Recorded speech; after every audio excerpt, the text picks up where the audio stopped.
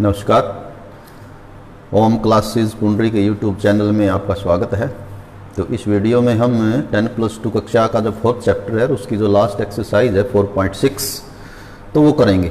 इस एक्सरसाइज में system of linear equations का जो सॉल्यूशन है वो निकालने के ऊपर है ये।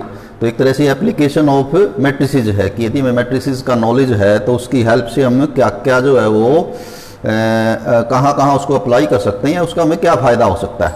तो सिस्टम ऑफ लीनियर इक्वेशन जो है वो इसको हम सॉल्व कर सकते हैं मैट्रिसेस की सहायता से। तो अब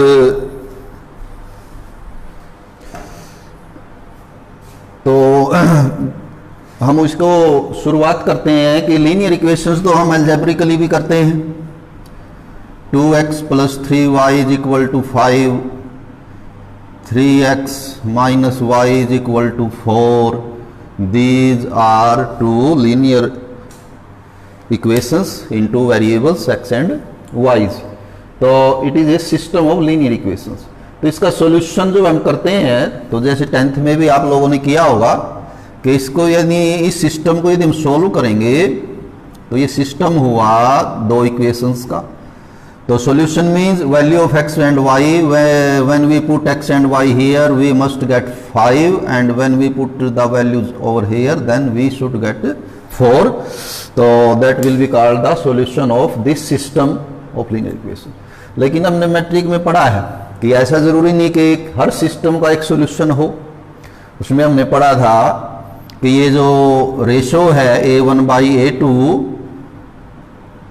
if it is not equal to b1/b2, कि ये जैसे 2/3 है और ये 3/-1, यानी कि दोनों रेशो यहां पर डिफरेंट है, इक्वल नहीं है।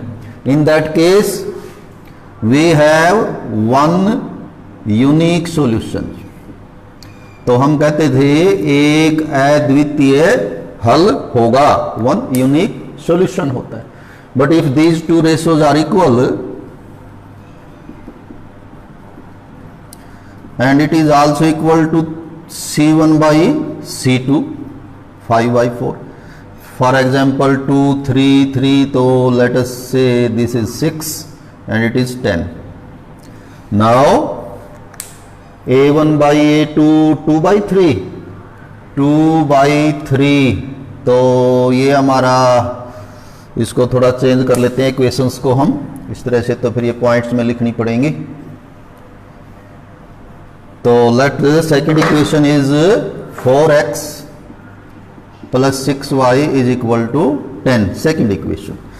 Then a1/a2, b1/b2, c1/c2, all three are equal and system has infinitely many solutions, infinite solutions. But if a1/a2 is equal to b1/b2 but it is not equal to c1/c2, then no solution. तो ये हमने algebraic system में जो है वो पढ़ा है, matric में पढ़ा है।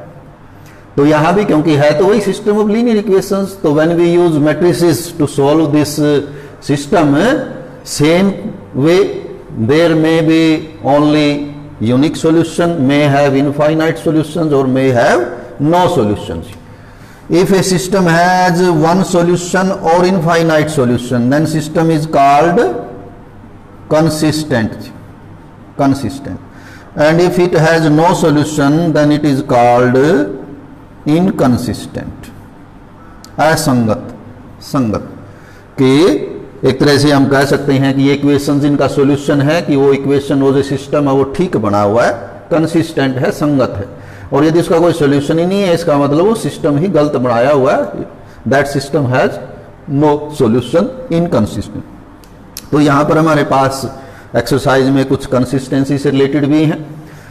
तो खैर ये तो अभी तो हमने अलजेब्रिक सिस्टम से किया है। तो मैट्रिसेस में जब हम काम करेंगे तो मैट्रिक्स के में कैसे पता लगेगा कि ये सिस्टम कंसिस्टेंट है या ये सिस्टम कंसिस्टेंट नहीं है जी। तो देखें, और मैट्रिसेस का यूज करने का एक फायदा और होगा, यहाँ तो ये दो वेरिएबल में थे हमारी इक्वेशंस, तो मैट्रिसेस की सहायता से तो आप मोर देन 2 वेरिएबल्स की भी जो सिस्टम है उसको भी बड़ा इजीली सोल्व कर सकते हैं। तो कहीं ज़्यादा इफेक्टिव है ये आपके एल्जेब्रिक सिस्टम से भी, क्योंकि एल्जेब्रिक सिस्टम में तो ये जैसे 2 वेरिएबल्स का तो इजीली हो जाता है, 3 वेरिएबल आएंगे, 4 आएंगे तो ये बड़ा लेंथी होता चला जाएगा, लेकिन मैट्रिसेस में वो इजीली आप कर पाएंगे। तो आज का हमारा टॉपिक यही है, solution of system of linear equations using matrices. Matrix का यूज करते हुए लीनियर इक्वेशंस का जो सिस्टम है उसको सॉल्व करेंगे। हम एक सिस्टम ले ही लेते हैं इन 3 variable. Let a1x b1y c1z is equal to d1 first equation, a2x b2y plus c2z is equal to d2 second equation, a3x a3y a3z is equal to d3 third equation. Let it is a system of 3 linear equations in 3 variables, and we are to solve this system, and we are to find the value of x, y and z, so that here we get d1, here d2 and here d3. तो क्या करेंगे हम, these equations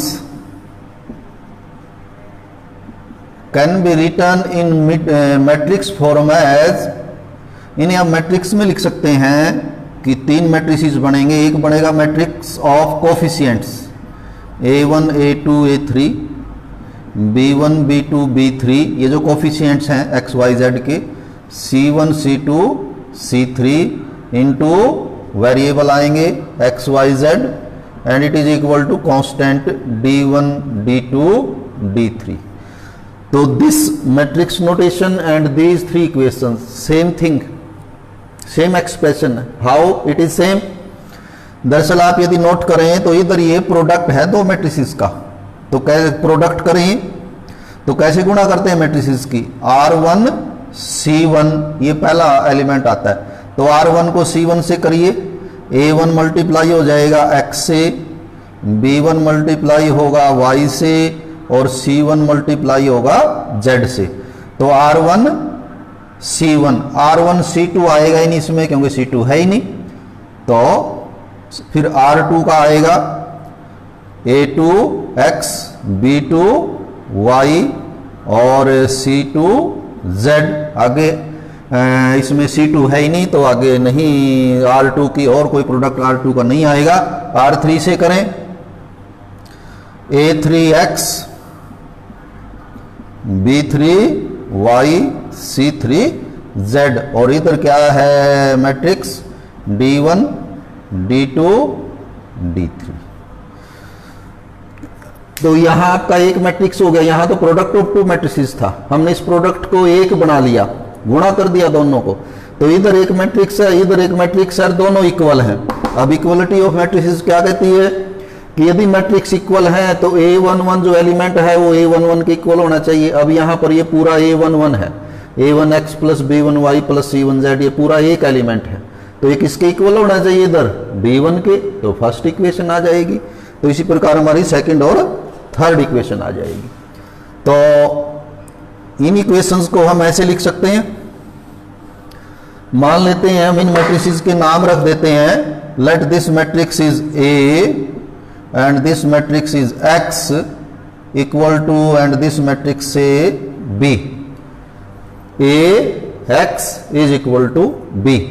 हमें निकालना कौन है, हमें x y z की वैल्यू निकालनी है। x y z का जो मैट्रिक्स है वो कौन सा है, वो है x, तो हमें x कैलकुलेट करना है।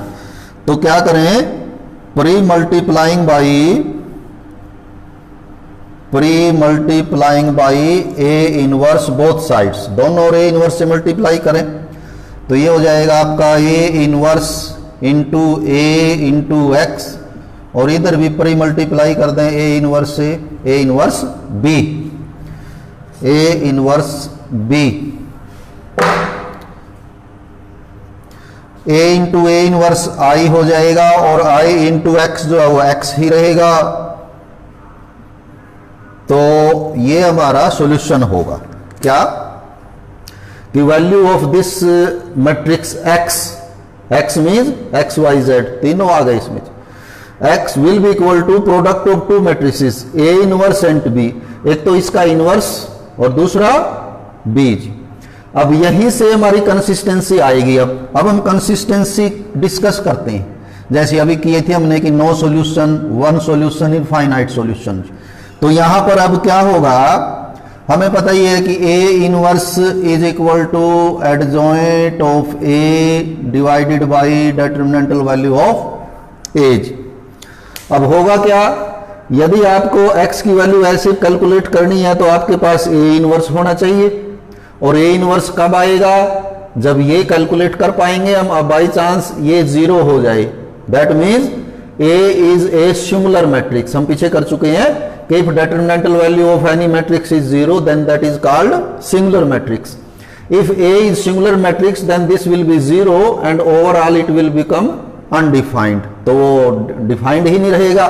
तो मीन्स इनवर्स नहीं आएगा, इनवर्स नहीं आएगा तो ये कहां से आएगा फिर, तो इसका मतलब एक्स कैलकुलेट ही नहीं कर पाएंगे हम।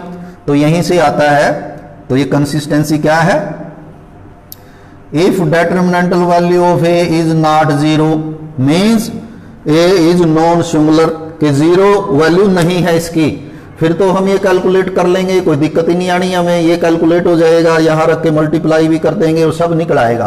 तो इट मीन्स क्या होगा उस केस में, that system is consistent and has unique solution. तो उस सिस्टम का एक सॉल्यूशन होगा, और वो सॉल्यूशन फिर हम कहां से कैसे कैलकुलेट करेंगे, हमारे पास जो ये मैट्रिक्स ए है उसका इनवर्स निकाल के और बी से मल्टीप्लाई कर देंगे, और इधर ये मैट्रिक्स है, दोनों मैट्रिक्स को इक्वल कर देंगे, तो एक्स वाई और जेड तीनों की वैल्यूज आ जाएंगी। तो ये तो क्लियर हो गया कि यदि नॉन सिंगुलर मैट्रिक्स है ये, तो फिर तो कोई दिक्कत ही नहीं है, क्योंकि फिर हम इनवर्स निकाल सकते हैं और यहां रख के मल्टीप्लाई भी कर सकते हैं। दिक्कत आएगी if determinantal value of A is zero, that is matrix A is singular, then there will be two cases, आपको फिर एडजॉइंट ऑफ ए निकालना पड़ेगा। तो आप फिर कैलकुलेट करें एडजॉइंट ऑफ ए, एक मैट्रिक्स होगा ये, इसको बी से मल्टीप्लाई करें, और यदि ये जीरो मैट्रिक्स आ जाता है, adjoint of A into B is a zero matrix, then system में और मे नॉट बी कंसिस्टेंट। तो सिस्टम इज कंसिस्टेंट लिख लेते हैं हम, generally it will be consistent and has infinite solutions, infinite solutions. Rarely कई फेल हो सकता है ये, लेकिन otherwise it will have infinite solution. और थर्ड क्या रह जाता है कि यदि adjoint of A into B ये जीरो मैट्रिक्स ही ना आए, adjoint of A into B is not a zero matrix, then system is inconsistent, and inconsistent means no solution. तो मैट्रिक की तरह लीनियर इक्वेशंस का सिस्टम है, वही तीन बातें हो जाएंगी, यूनिक सॉल्यूशन, इनफाइनाइट सॉल्यूशन और no solution. Unique if A is non singular then we can find a unique solution. If a is singular then we will have to calculate adjoint of a into b. If that is a zero matrix then the system has infinite solution, and if it is non-zero then the system is inconsistent and has no solution. तो इस पूरी exercise में exam के point of view से बड़ी important है ये, generally जो है ये जो बड़ा क्वेश्चन है हमारा मैक्सिमम 5 मार्क्स वाला, वो इसमें से जनरली आता है।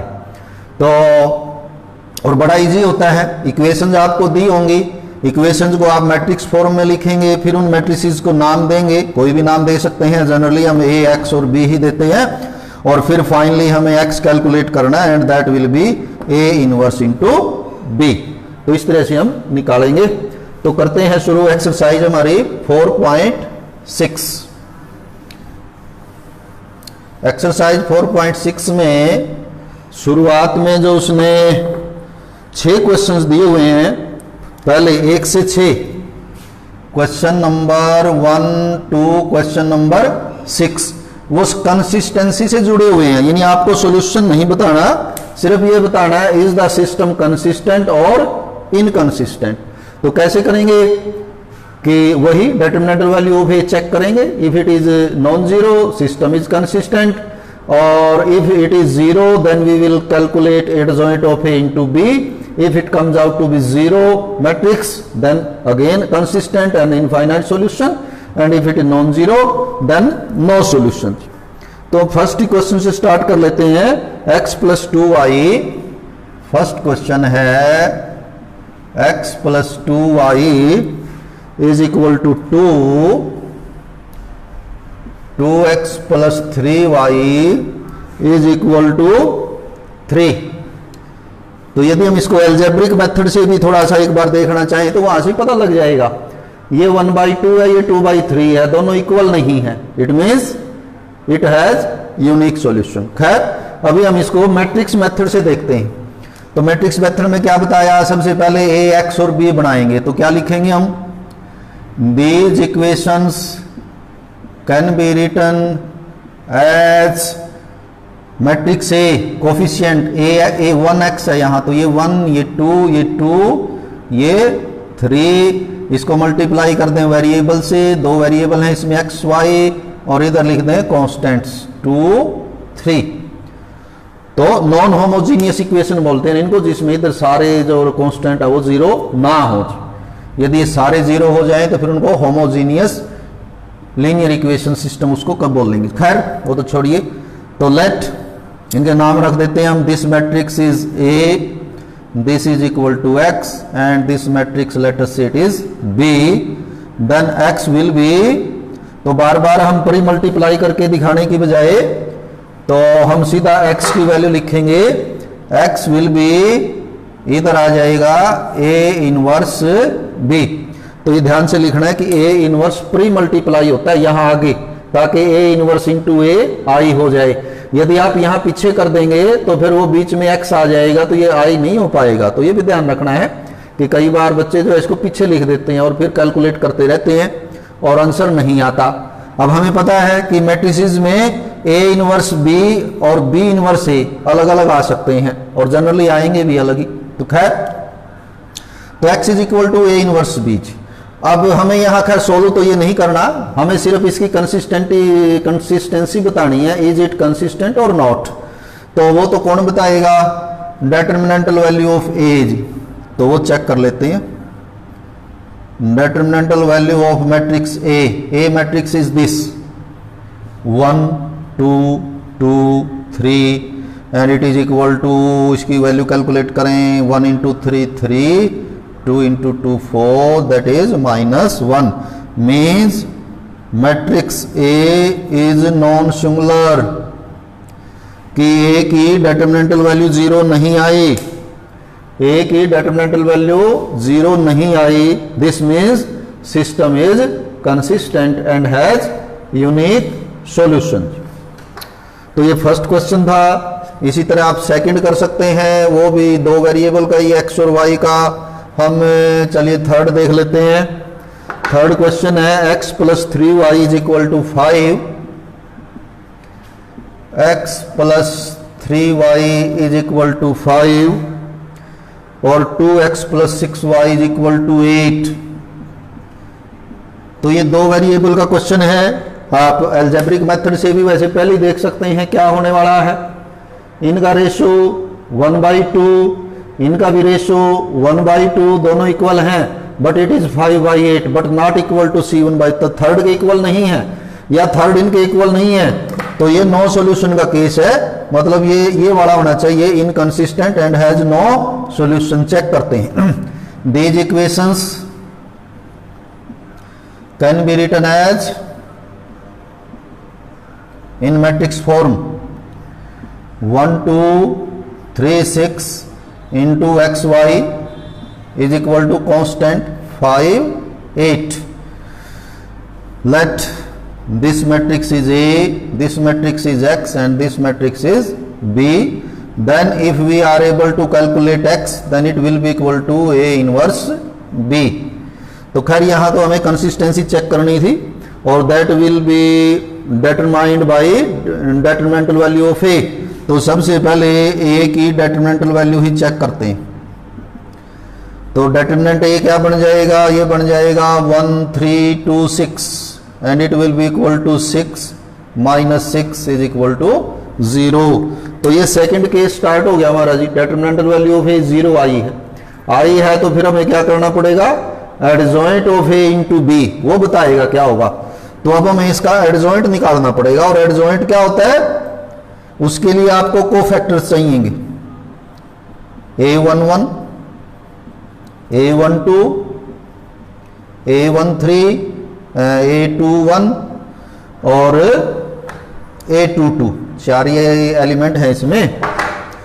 A11 A12 A21 और A22 जी। तो इसमें ये दो नेगेटिव आएंगे, ये वाले 1 2 और 2 1 3 होता है इनका सम। तो सबसे पहले इसका आ जाएगा ये 6 और A12 का ये छोड़ने के बाद ये आ जाएगा 2 और इसका ये आ जाएगा 3 और 6 का आ जाएगा 1। तो क्या आया, adjoint of A it is equal to transpose of, transpose लेंगे 6 माइनस 2 माइनस 3 और 1, यानी जो कोफैक्टर्स हैं वो आपने रखे यहां, रख के अब इसका ट्रांसपोज लें 6 माइनस 2 माइनस 3 1। तो ये अभी जो फाइनल मैट्रिक्स आया हमारा ये है एडजॉइंट ऑफ ए। अब कैलकुलेट करें adjoint of A into B कितना आता है। Adjoint of A into B will be equal to adjoint of A 6 minus 3 minus 2 1 और matrix B is matrix of constants, तो इट इज 5 8 करें multiply. तो R1 C1 6 5 से गुणा होगा और जी माइनस 3 जो है वो 8 से होगा जी। तो एक ही एलिमेंट आएगा इसमें क्योंकि C2 नहीं है। R2 C1 तो माइनस 2 जो है वो 5 से मल्टीप्लाई करेंगे और 1 को करेंगे 8 से। तो ये आपका आया 6 पंजे 30 माइनस 24 और नीचे आया माइनस 10 और जमा 8, यानी कि ये आया आपका 6 और ये आया माइनस 2। तो adjoint of B into B कैसा मैट्रिक्स आया, नॉट इक्वल टू 0 मैट्रिक्स। ये 0 नहीं आया, यानी ये दोनों 0 0 आ जाते, ये भी 0 ये भी 0, तो ये 0 मैट्रिक्स हो जाता। लेकिन ये तो 0 मैट्रिक्स तो नहीं आया, नॉट इक्वल टू 0 मैट्रिक्स। ये कैपिटल में हम 0 मैट्रिक्स लिखते हैं। तो इट मीन्स क्या लिखेंगे हम कि दिस सिस्टम इज इनकंसिस्टेंट,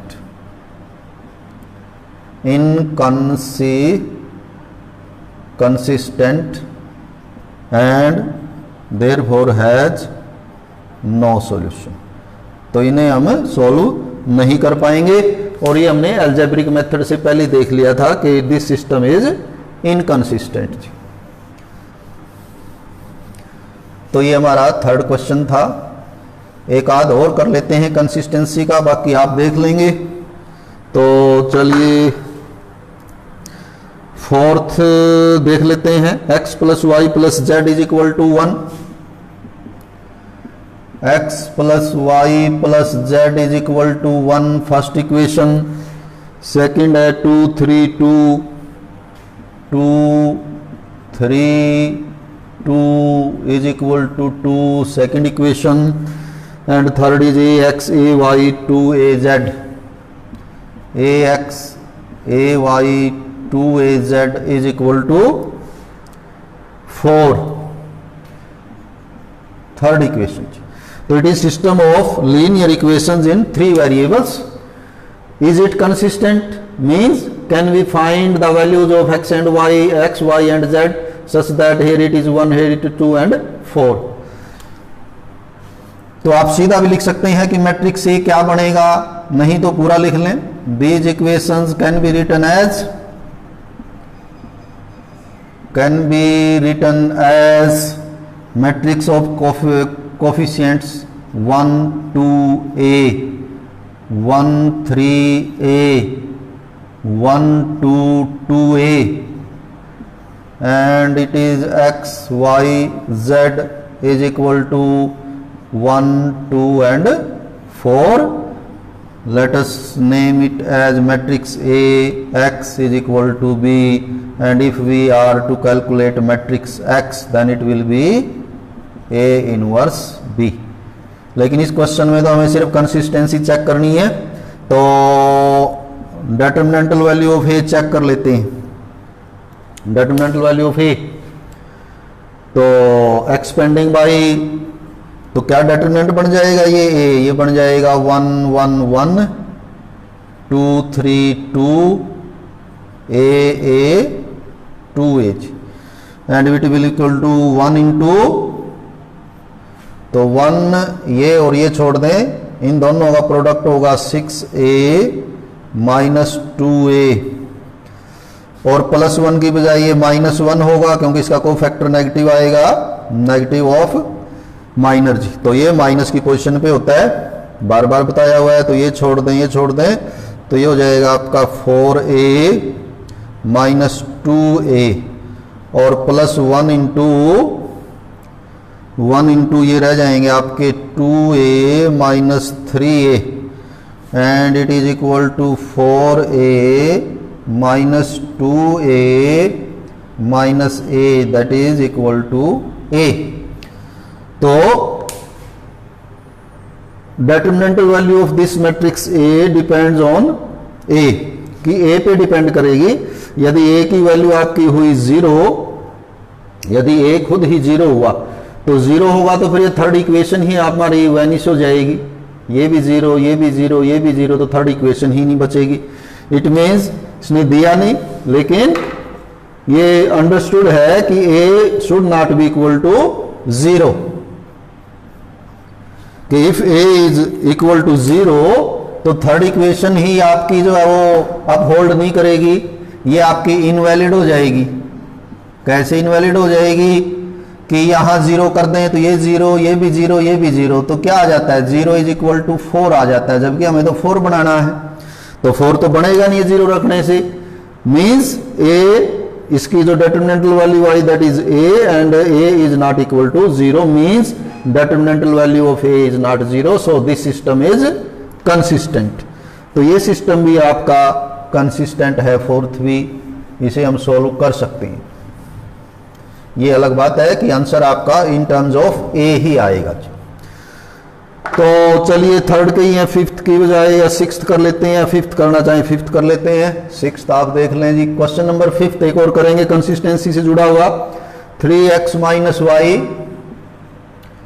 या ऐसा कर लेते हैं क्योंकि इनमें सभी में वही हमें एडजॉइंट और ये सारा कुछ निकालना है और ये हम निकालते ही रहे हैं, तो हम शुरुआत कर लेते हैं।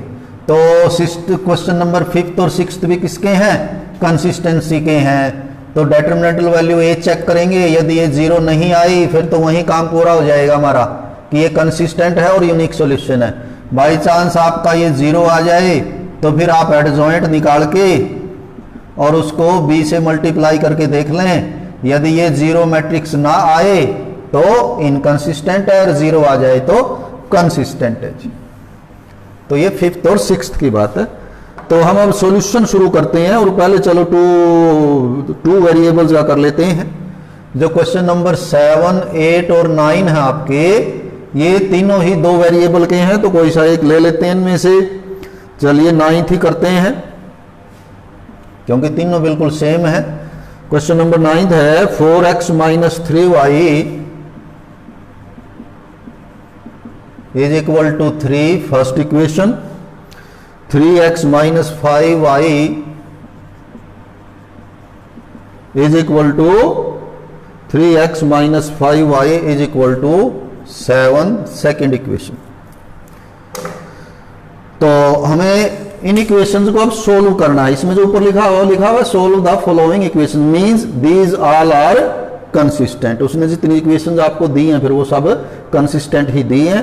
तो मीन्स कि यहाँ पे पूरा इसका सॉल्यूशन वैसे हम चेक भी कर सकते हैं। तो शुरुआत में वही चीज लिखेंगे, these equations can be written in matrix form as, तो इनके मैट्रिसेस बनाए जा सकते हैं। तो एक मैट्रिक्स बनेगा 4 - 3 3 - 5, और एक मैट्रिक्स फिर बनेगा वेरिएबल्स का, और एक मैट्रिक्स बन जाएगा 3 7 यानी कि कांस्टेंट्स का। फिर इनके नाम रख दें तीनों के ही कि let this is equal to matrix A, it is X and it is equal to B, then this matrix X will be equal to A inverse B. तो ये इनवर्स बी कहां से आया, फिर एक बार बता देते हैं कि यहां ए इनवर्स से मल्टीप्लाई कर दिया, यहां ए इनवर्स से मल्टीप्लाई कर दिया, तो ये 1 हो जाएगा, तो यहां x बचेगा और ये ए इनवर्स b बचेगा। तो मीन्स हमें ये दोनों मैट्रिक्स कैलकुलेट करो, a का इनवर्स और b तो खैर दिया हुआ है 3 7, तो a इनवर्स निकाल लेते हैं। और इनवर्स जो आएगा उसके लिए एडजॉइंट चाहिएगा, डिटरमिनेंटल वैल्यू ये तो हमें निकालनी है, वो भी निकाल लेते हैं।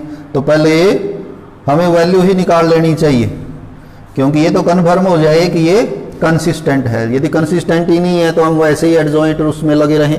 तो देखिए डिटरमिनेंटल वैल्यू ऑफ ए, क्या मैट्रिक्स डिटरमिनेंट बनेगा, ये बनेगा 4 - 3 3 - 5, तो इन दोनों का प्रोडक्ट हुआ आपका -20 और इन दोनों का हो जाएगा +9, ठीक है, दिस माइनस दिस, तो ये हमारा आया -11 which is non zero, so system is consistent and has unique solution.